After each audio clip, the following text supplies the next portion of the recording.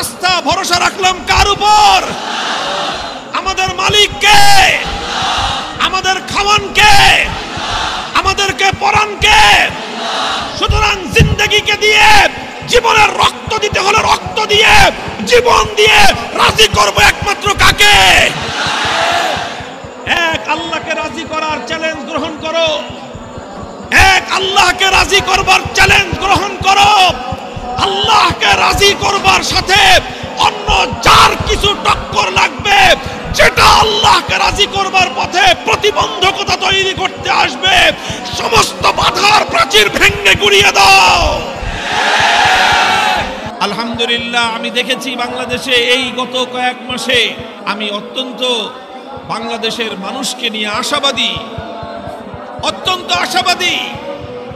টেকনাফ থেকে তেতুলিয়া লক্ষ লক্ষ মানুষ এমন দেখেছি, রাজনৈতিকভাবে যে যেই দল করুক, কেউ আওয়ামী লীগ করে, কেউ বিএনপি করে, কেউ অন্যান্য রাজনৈতিক দল করে, কিন্তু তাদের প্রত্যেকের মনের মধ্যে একটাই কথা, শতকরা ৯৯% বাংলাদেশের মানুষের, মুসলমানদের অন্তরের মধ্যে একটাই কথা, যে দল করি সেজন্য ঈমান বিক্রি করি নাই। ওলামাদের বিপক্ষে যখন ডাক দেওয়া হয়েছে, তখন ময়দানের সাধারণ ঈমানদাররা ডাকে সাড়া দেয় নাই। অধিকাংশ কর্মীরা বলছে যে সমস্যা আছে, আপনারা যায় নাই। মুহতারাম হাজিরিন, এটাই হলো ঈমান। মান আহাব্বা লিল্লাহ ওয়া আবগাদা লিল্লাহ ওয়া আতা লিল্লাহ ওয়া মানা লিল্লাহ ফাকাদ ইসতাকমালাল ঈমান। আমি আপনাদেরকে একটাই আহ্বান জানিয়ে যাই, উলামায়ে কেরামকে মহব্বত করবেন, দুনিয়ার কোনো স্বার্থে নয়। আলেমদের সঙ্গে সম্পর্ক রাখবেন। আলেমদের সাথে সম্পর্ক রাখলে দুনিয়াতে আপনার হয়তো কোনো সহায় সম্পদ মিলবে না, দুনিয়াতে আপনার কোনো পদ পদবি মিলবে না। আলেমদের সাথে সম্পর্ক রাখলে দুনিয়াতে আপনি কোনো সুযোগ সুবিধা হয়তো পাবেন না, কিন্তু ইনশাআল্লাহ আলেমদেরকে এক আল্লাহর জন্য মহব্বত করবেন, এটা আপনার ঈমানকে মজবুত করে দিবে।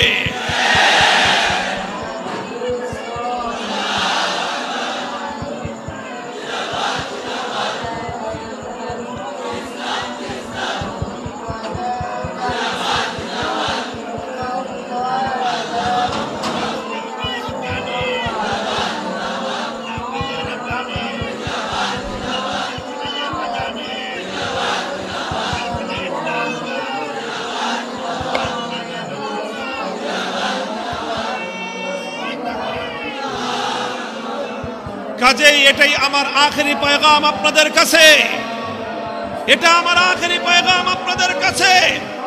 হযরতে সুফিয়ান ইবনে আব্দুল্লাহ সাকাফি রাদিয়াল্লাহু তাআলা আনহু আল্লাহর নবীর কাছে গেলেন। নবীজির কাছে গিয়ে বললেন, ইয়া রাসূলুল্লাহ, কুল্লি ফিল ইসলামি কালিমাতান লা আসআলু আহাদান আনহু বা'দাক। কুল্লি ফিল ইসলামি কালিমাতান লা আসআলু আনহু আহাদান বা'দাক।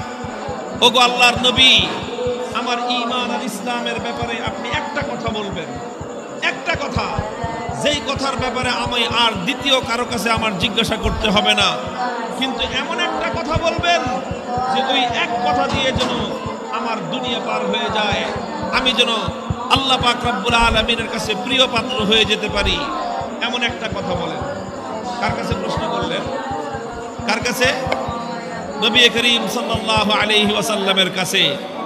প্রশ্নটা অনেক বড় প্রশ্ন, যে আমাকে এমন একটা কথা বলবেন, লা আসআলু আনহু আহাদান বা'দাক, যেই বিষয়ে আপনার কাছ থেকে শোনার পর আমাকে আর কারো কাছে যেতে হবে না, আর কারো কাছে জিজ্ঞাসা করতে হবে না, আর কারো কাছে ধর্ণা দিতে হবে না, আর এমন একটা কথা বলবেন, ওই এক কথা আমল করলে যেন আমার দুনিয়া আখিরাত আমার সব কামিয়াব হয়ে যায়। রাসূল সাল্লাল্লাহু আলাইহি ওয়াসাল্লাম দেখলেন প্রশ্ন তো করছে জবরদস্ত, এমন এক কথা বলতে হবে যে এক কথা দিয়েই যেন তার সব সমস্যার সমাধান হয়ে যায়। আল্লাহর নবীকে আল্লাহ পাক রব্বুল আলামিন এমন ভাবে কথা বলার যোগ্যতা দিয়েছিলেন, পৃথিবীতে যত বড় দার্শনিক হোক, যত বড় সাহিত্যিক হোক, যত বড় ভাষাবিদ হোক, যত বড় জ্ঞানী হোক, আমার নবীর মতো এমন কথা বলার যোগ্যতা পৃথিবীর কাউকে আল্লাহ পাক দান করেন। নবী করিম সাল্লাল্লাহু আলাইহি ওয়াসাল্লাম সুফিয়ান ইবনে আব্দুল্লাহকে বললেন, কুল আমানতু বিল্লাহি সুম্মা ইসতাকিম, কুল আমানতু বিল্লাহ সুম্মা ইসতাকিম। হে সুফিয়ান ইবনে আব্দুল্লাহ, তুমি আমার কাছে এক কথা জানতে চেয়েছো, আমি তোমাকে এমন একটা কথাই বলবো, ওই এক কথার উপর যদি তুমি আমল করতে পারো তাহলে তোমার দুনিয়া এবং আখিরাত উভয় জগতের নৌকা তোমার পার হয়ে যাবে। আমানতু বিল্লাহ, বলো ঈমান একমাত্র কার উপর? এই কথাটা তুমি সারা দুনিয়ার মানুষের কাছে জানিয়ে দাও, সারা দুনিয়াকে বলে দাও আমানতু বিল্লাহ, আমার ঈমান একমাত্র কার উপর, আমার আস্থা এবং ভরসা একমাত্র কার উপর, দোস্ত আমার বিশ্বাস এবং আমার ইয়াকিন একমাত্র কার উপর? বলো আমানতু বিল্লাহ সুম্মা ইসতাকিম। এরপরে কি করবা? এরপরে হলো জীবনের শেষ মুহূর্ত পর্যন্ত, মৃত্যুর আগ মুহূর্ত পর্যন্ত ওই এক আল্লাহর উপর ঈমান গ্রহণ করেছো, এক আল্লাহকে বিশ্বাস করেছো, এক আল্লাহর উপর আস্থা আর ভরসা রেখেছো। সারা জীবনের জন্য আল্লাহকে বাদ দিয়ে অন্য কারো দ্বারস্থ তুমি হবে না, বরং এক আল্লাহর উপর ঈমান গ্রহণ করার পর, এক আল্লাহকে রব হিসেবে ঘোষণা করার পর তুমি মৃত্যুর তোমার জীবনের শেষ মুহূর্ত পর্যন্ত তার উপর অটল আর মজবুত থাকো। ইস্তেকামতের সাথে থাকো, ইস্তেকামত, ইস্তেকামতের সাথে থাকো। উলামায়ে কেরাম অনেক বড় সিফাত হলো ইস্তেকামত। সাধারণ মানুষ দুনিয়াতে সবচেয়ে বড় বৈশিষ্ট্য হলো হকের উপর অটল থাকা, হকের উপর অটল থাকো। আল্লাহর নবী বলছেন তোমার বাস একটাই তোমার নসিহত, তোমার আর কিছু লাগবে না। বলো ঈমান আনলাম কার উপর? এরপরে এই কথার উপর তুমি অটল থাকো। বাস এক নসিহত নিয়ে যাও, আমার এক নসিহতের উপর যদি তুমি আমল করতে পারো, দুনিয়া এবং আখিরাতে তোমার আর কোনো সমস্যা নেই। হে মহিষাপুরের জনগণ, এই ছাতক অঞ্চলের হাজার হাজার তৌহিদি জনতা, আমিও আপনাদেরকে আল্লাহর নবীর পক্ষ থেকে সে কথা পৌঁছে দিচ্ছি। কুলু আমান্না বিল্লাহ সুম্মা ইসতাকিমু। তোমরাও বলো এক কথা, ঈমান আনলাম কার উপর? আস্থা ভরসা রাখলাম কার উপর? আমাদের মালিক কে? আমাদের খাওয়ান কে? আমাদেরকে পরান কে? সুতরাং জিন্দেগিকে দিয়ে, জীবনের রক্ত দিতে হলে রক্ত দিয়ে, জীবন দিয়ে রাজি করবো একমাত্র কাকে?